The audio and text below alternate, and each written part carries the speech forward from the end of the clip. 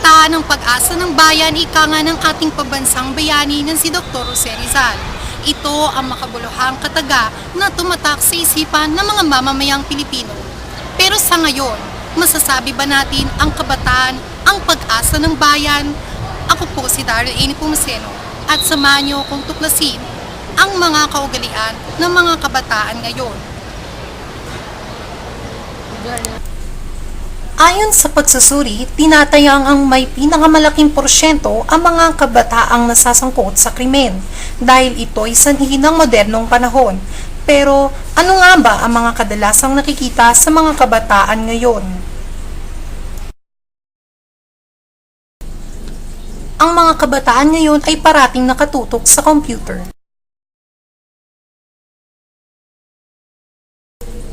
Natututong magbisyo.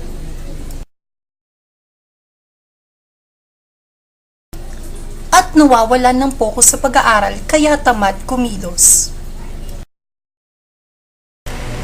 Ano naman ang mga dapat gawin upang maging isang halimbawa na ang kabataan ay pag-asa ng bayan?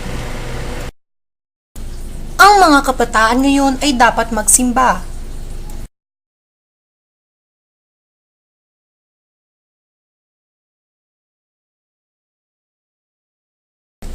Sundin ang mga patakaran o gawin ang tama.